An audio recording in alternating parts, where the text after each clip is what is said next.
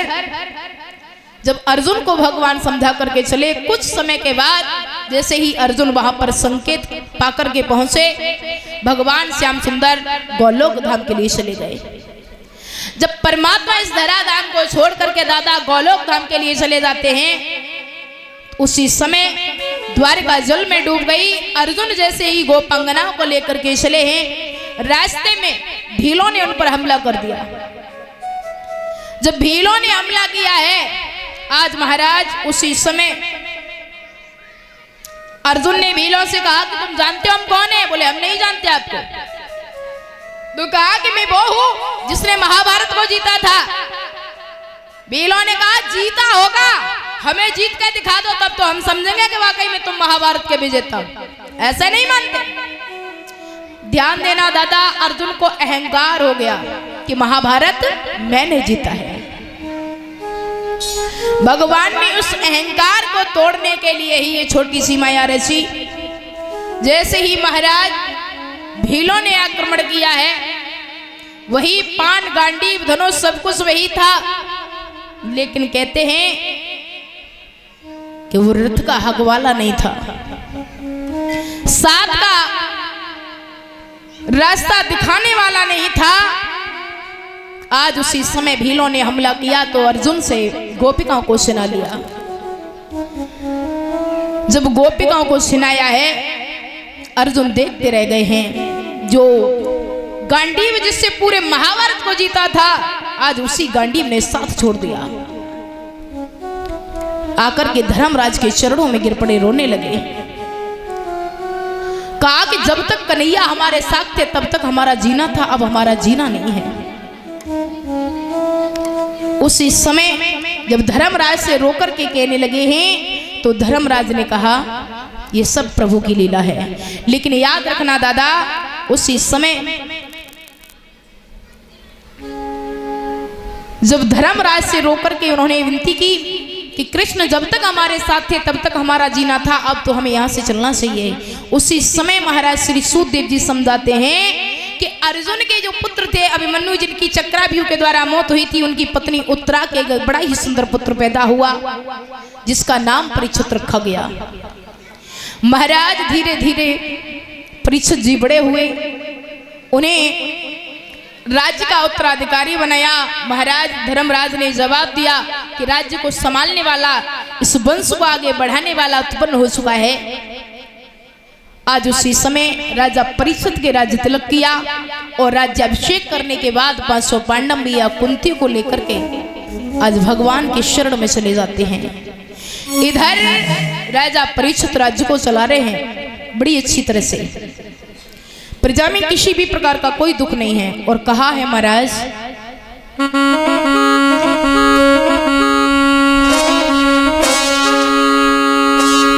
कि नीतिवान भूपाल सुनाओ आल प्रजा रह राजी, उजकी सकीरत की ध्वजा रे स्वर्ग में दादा गाजी।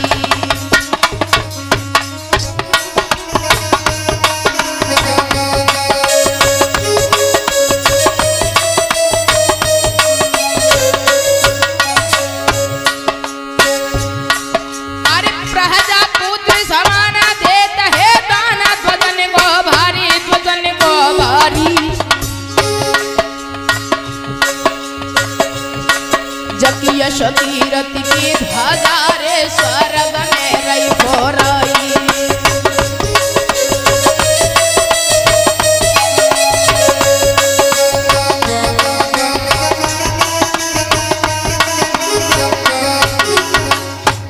राजा के राज्य में गाय और शेर एक ही घाट पर आकर के जलपान करते हैं, बड़ा ही अच्छी तरह से प्रजा का पालन पोषण करते जा रहे हैं।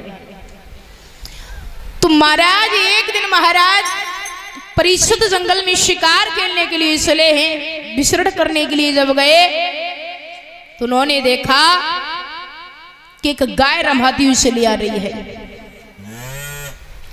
जब गाय को रमाता हुआ देखा तो राजा परीक्षित के सामने आकर के वो गाय मुंह के भर जमीन पर गिर पड़ी। जब मुंह के भर जमीन पर गाय गिरी है, महाराज परीक्षित ने पूछा कौन हो तुम? तो गाय ने रो करके मानवीय भाषा में बोल करके कहा महाराज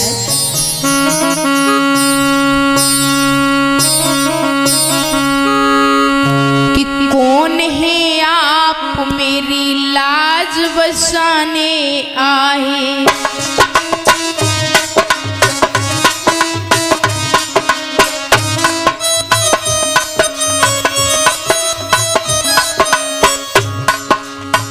धर्म के नाम पे बलिदान चढ़ाने आए।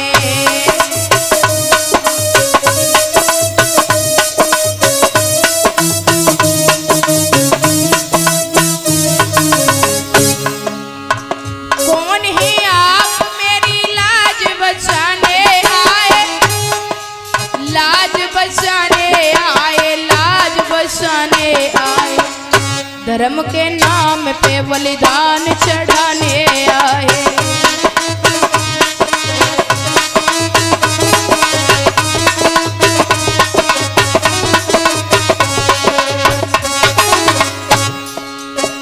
जवाब दिया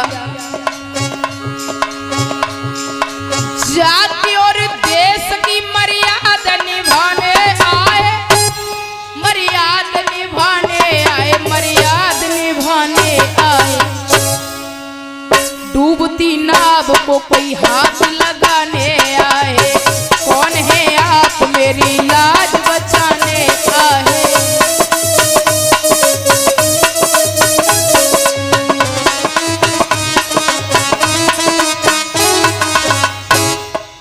जैसे ही मैया ने कहा कौन है वो वीर परतंत्र दुखारी माँ को, परतंत्र दुखारी माँ, परतंत्र दुखारी माँ को बेड़ियां काट के आजाद कराने आए, बेड़ियां काट के आजाद कराने आए।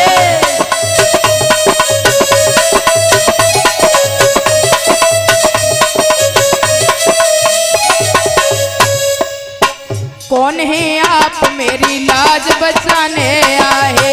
कौन है आप मेरी लाज बचाने आए?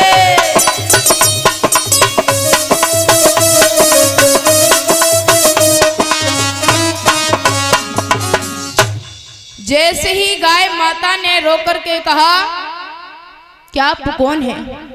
तो महाराज ने जवाब दिया कि मैं हस्तिनापुर नरेश राजा परीक्षित हूं।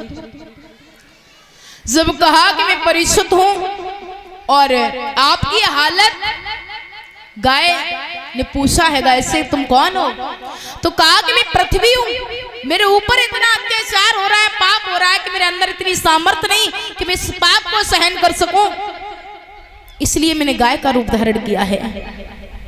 जैसे ही महाराज कहा तब तक महाराज हुआ क्या कि एक बैल जिसके 3 पैर टूटे हुए थे आकर के राजा के सामने मुंह के भर गिर पड़ा। महाराज ने पूछा भाई तुम कौन हो और ये तुम्हारी हालत किसने की है? तो बैल ने जवाब दिया कि मैं धर्म हूं। सतयुग त्रेता द्वापर, सतयुग में 4 पैरों से सही सलामत था, त्रेता में 3 रह गए, द्वापर में 2 रह गए, तब भी गुजर करता रहा। लेकिन महाराज कलयुग में धर्म का एक ही चरण बाकी रह गया है। अब मेरे अंदर इतनी सामर्थ्य नहीं है कि मैं अपना गुजारा कर सकूं। तब तक एक काला कलूटा इंसान है जिसके हाथ में सी मोटी लाठी रहे लेकर के आ गया चांडाल। जो परिषद ने देखा बोले कौन हो और क्यों मार रहे हो नहीं तुम? कहने लगा कि मैं कलयुग हूं। बोले कलयुग? कहा कि मेरे बड़े 3 भाई यहां से राज्य करके विदा हो चुके हैं, अब मेरा नंबर आ गया है शासन करने का, मैं राज्य करूंगा। महाराज परीक्षित कहने लगे अच्छा तो तुम कलयुग हो? बोले हाँ। सतयुग त्रेता द्वापर हमारे 3 बड़े भाई थे जो चले गए, अब हमारा नंबर आया है राज्य करने का। महाराज परीक्षित ने देखा, बोले तो तुम मार क्यों रहे हो उन्हें? महाराज जैसे ही कहा तो जवाब दिया, अभी आपने देखा ही क्या है? राजा परीक्षित कहने लगे कि हमारे होते हुए तेरी इतनी हिम्मत, जो तूने गाय और बैल पर हाथ उठा दिया, तुझे जिंदा नहीं छोड़ेंगे। अरे पारत इस दुनिया में जिंदा नहीं है तो इसका मतलब ये नहीं, उनका अंश आज भी सही सलामत तेरी आंखों के सामने खड़ा है। और जो हाथ तूने इस गाय के ऊपर उठाया है ना, मैं तेरे इस हाथ को सही सलामत नहीं छोड़ूंगा। राजा ने जैसे ही तलवार निकाली मारने के लिए चले तो कलयुग चरणों में गिर पड़ा। बोला भगवान आप मुझे बेशक मार देना, लेकिन मेरी बात तो सुन लीजिए। बोले क्या? तो जवाब दिया महाराज क्या मेरा शासन करना गलत है? बोले गलत नहीं है, लेकिन तेरा तरीका तो गलत है। तो जवाब दिया भगवान अभी आपने देखा ही क्या है। बोले क्यों? इस कलयुग में क्या क्या हो रहा है और क्या क्या होने वाला है ये नहीं मालूम। उसी समय जवाब दिया सुनो, अभी तो आपने कुछ नहीं देखा। और समझा करके बोला सुनो कि पाप हुए कलयुग में महाराजा रे, पाप हुए कलयुग में महाराजा रे, धारा मारा है गो हो ना।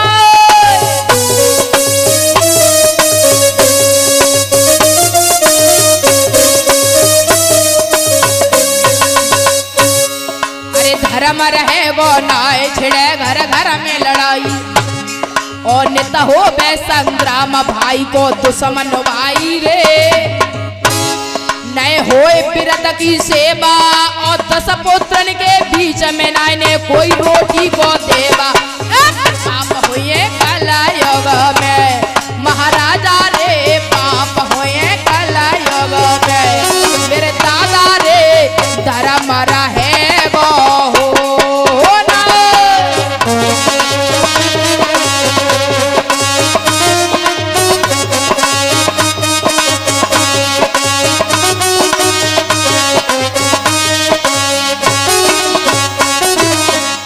जवाब दिया,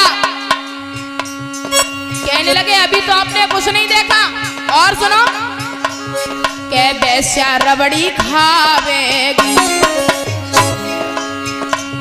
अरे बेस्या रबड़ी खावेगी, जगता में बेस्या रबड़ी खावेगी, जगता में पते बेरता दुख हो पाए। बहुत सुंदर मामा।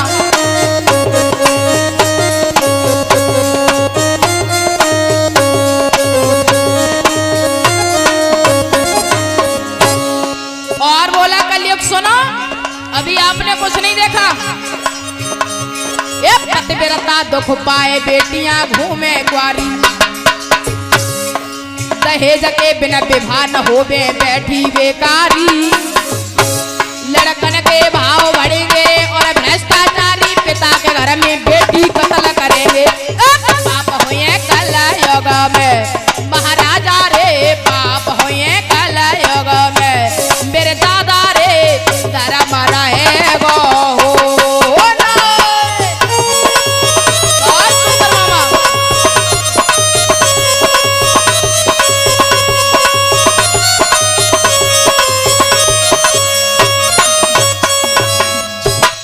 जवाब दिया आपने अभी कुछ नहीं देखा।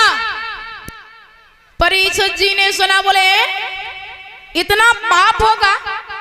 बोले हाँ महाराज ये तो शुरुआत है।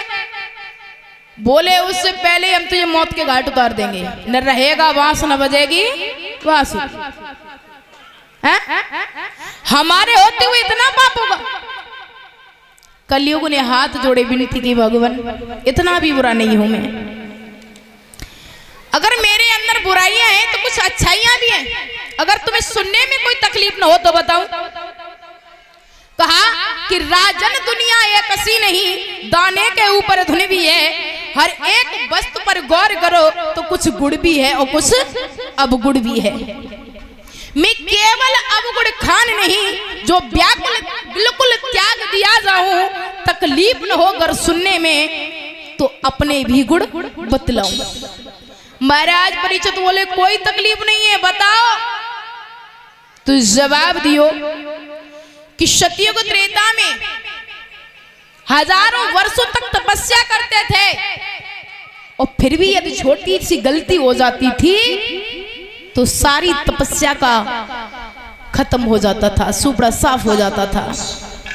लेकिन मेरे और महाराज यदि किसी के बारे में कुछ सोच लिया तो सोचने से ही मनसा पाप लग जाता था, लेकिन मेरे राज्य में ऐसा कुछ भी होने वाला नहीं है। बोले तो कहा कि पाप कलश वाली बिटियां बाहर आ जाएं।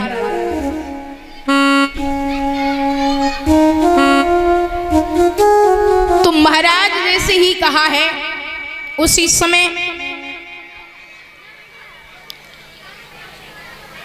परिशुद्ध महाराज समझा करके बोले हैं कि ऐसा पाप हम अपने आंखों के सामने तो नहीं होने दे सकते। जवाब दिया भगवान, सतयुग त्रेता में मुक्ति के लिए सर पटक पटक के रह जाते थे, लेकिन कलयुग में पाप सोचने से नहीं लगता, पाप करने से लगता है। और हजारों वर्षों तक इस कलयुग में